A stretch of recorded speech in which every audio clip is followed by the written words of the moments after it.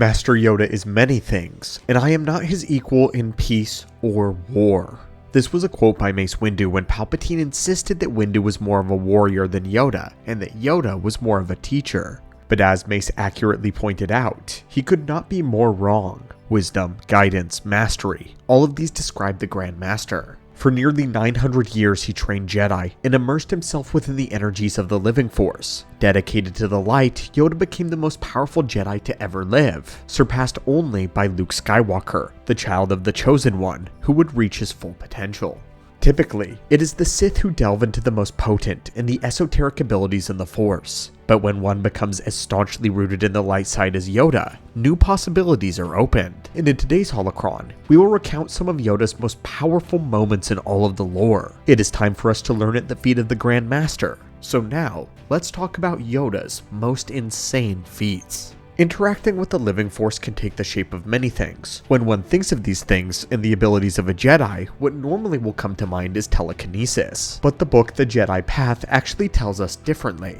Telekinesis is only one branch in the tree known as alter abilities. It is the one that most Jedi specialize in, considering it's quite useful in almost every situation one can think of. But for one such as Yoda, who allows himself time to immerse into all things living and breathing, he can tap into the other branch of alter abilities, which is alter environment. This is not a discipline often portrayed by Jedi, but it could have been perhaps one of the most useful skills of them during the Clone Wars. Alter environment allows a Jedi to connect with the natural world around them, listening to its voice, and in some cases, even controlling it. A master of alter environment may be able to bend trees and plants to their will, helplessly ensnaring opponents, or take control of water and bend its tidal waves, which can crash into enemy fortresses with power to shatter stone. The abilities and the applications are near endless. But Grandmaster Yoda took his connection to the living elements a step even further than this, when Yoda decided to command even oxygen itself. In Yoda Dark Rendezvous, he and a man by the name of Chus were in a battle against assassin droids on board a ship. The hole was then breached in the skirmish, exposing everyone present to the vacuum of space. This is from the novel. The howling wind nearly jerked Chuff out of the lift tube to follow them, but Master Yoda's hand held him back. A pocket of air remained in the lift, held there by Yoda's only will.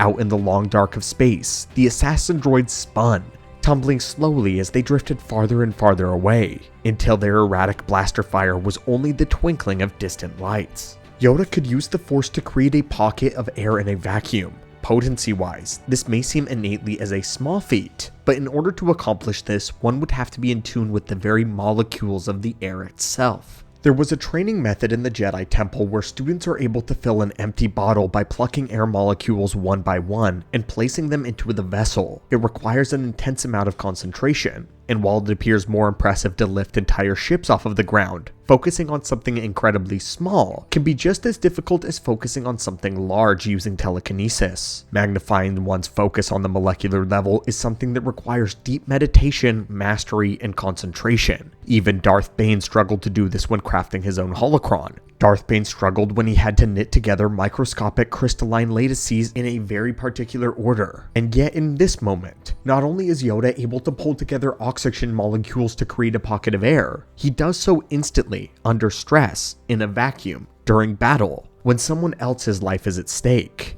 The factor of summoning speed should not be taken for granted when quantifying a Force user's power or their mastery. The sheer amount of focus it takes to actually execute a telekinetic move is too often underplayed in the lore. This is the main reason why most Jedi and Sith don't more frequently execute bursts of Force attacks during lightsaber combat. Those who can have trained years to be able to do so efficiently. It is because they often can't take their focus off of fighting their opponent long enough to gather the Force within themselves and then release it. Even Anakin Skywalker struggled to do this in his own duels. This is one of the main tools that General Grievous would use, as he would overwhelm his Jedi enemies with his many arms to destroy, to break their focus. This kept them from using the Force against him. Sidious would do the same thing when he was flinging Senate pods at Yoda, one after the other, cackling, enjoying himself, but Yoda executed extremely complex techniques in less than a second while facing the vacuum of space. This is one of the finest demonstrations of his hundreds of years of mastery, and we wouldn't want anybody to miss it. But speaking of Sidious, this is another shining moment for Yoda's career. The Avatar of the Light versus the Avatar of the Dark.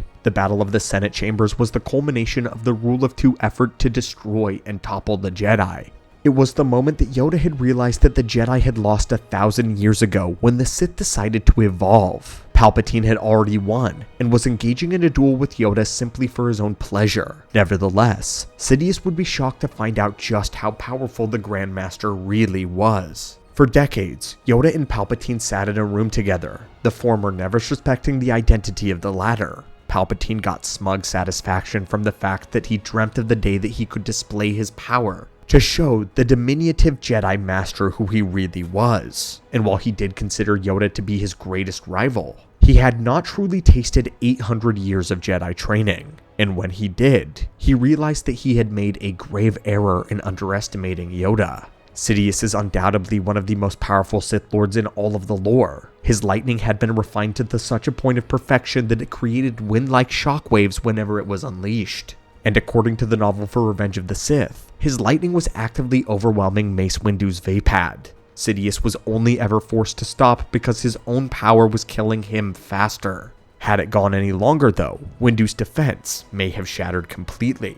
But while we may have caught Yoda by surprise in this moment with his first burst of lightning in their duel, Yoda returned the favor with a disciplined push that sent the Emperor hurling across the room like a rag doll. At that moment, Sidious attempted to flee into the tight corridor, where he would have the advantage against Yoda's Ataru style, but he was stopped and forced to fight on even ground. The two were equally matched in nearly every way. Their battle radiated through the Force itself, as day and night clashing in a swirling hurricane of energy and power. But in the end, Yoda would defeat him at the lightsaber and would disarm Darth Sidious, sending his lightsaber flipping out of his hand. The reason we know this can be found in the Revenge of the Sith script itself. Palpatine fell back on what was his strongest ability, his Force lightning, turning his fury into a storm. Yoda was nearly overwhelmed until he caught up to his opponent. Sidious then unveiled the full power of his lightning. He held nothing back, and yet Yoda was able to stop it dead in its tracks with Terminus. His resistance was so potent that Palpatine reeled from it until the pressure buildup of energy released in an explosion. Never before had anyone truly resisted Sidious's raw strength, and never would anyone do it again. But if we were to turn back the clock at the beginning, back to the Battle of Coruscant, Grandmaster Yoda allowed himself to cut loose yet again with the droid armies. And this is another brilliant feat. While Anakin and Obi-Wan were rescuing the Chancellor, a vicious battle raged on the ground, one that was being fought by the other members of the Jedi.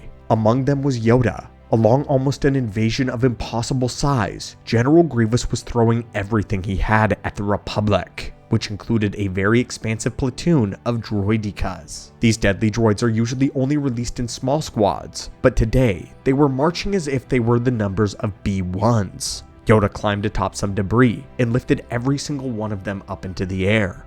Dozens upon dozens, if not hundreds of droidekas were hoisted into the air, right into the flight path of a squadron of tri-wing fighters. Directly after this, 2 droid transport tanks were crawling out of the Separatist landing ship. With one hand though, Yoda pushed both of the tanks back inside of the ship. He then closes the docking doors and pushes the entire vessel backwards. Within this moment of concentration, Yoda then reaches out and takes a hold of another invasion ship. He then forces the two to crash into one another. He then turns around and does the exact same thing with 2 more of the massive ships attempting to land.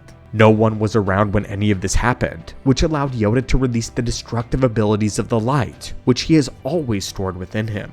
As the famous quote goes, size matters not. But the day Yoda demonstrated his own advice, the day that he held nothing back, was also the day that he held back an entire mountain alone. Our story today comes from the Canon continuity comics, but we thought it would be worth putting here as one of Yoda's most overpowered feats. To keep a very long story short, Yoda follows the Force's call to a strange and a mysterious world. There, he finds a group of primitive people that worship a strange mountain of blue stone. The primitives are Force sensitive and can commune with the mountain because apparently the rock is living. In fact, they call the ability to control and communicate with the mountain stone power, because they don't understand exactly what the Force is. Yoda ends up learning this stone power, and along the way, he finds out that the mountain is actually a gargantuan slumbering stone giant.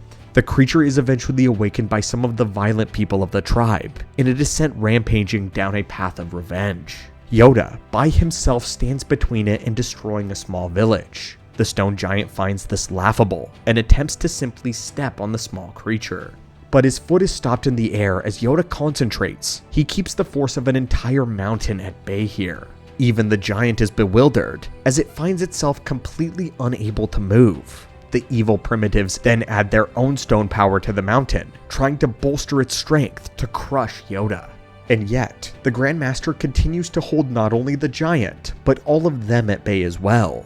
The giant then attempts to bring its enormous fist down upon the small Jedi Master, only to have it stopped by his lightsaber. And with a great heave, Yoda throws the entire mountain-sized colossus off of its feet, sending it to the ground with an earth-shattering crush. The force of this event awoke the other slumbering stone giants, who then broke out of the ground. They would then grab the one who was within the path of destruction and drag him down to the depths of the planet, where he could then do no harm. What we need to mention though, is that Yoda didn't do this with pure strength alone. He did spend time learning the primitive techniques of stone power, which enables one to interact directly with the strange blue rocks, giving him almost total control over them. Yoda was using this technique when stopping the stone giant rather than just using his pure telekinesis. So it's not as though we are insinuating that Yoda could simply lift a mountain at any time he wanted to. This was a special situation with the giant being made of this blue stone, which could be controlled with a very specific technique.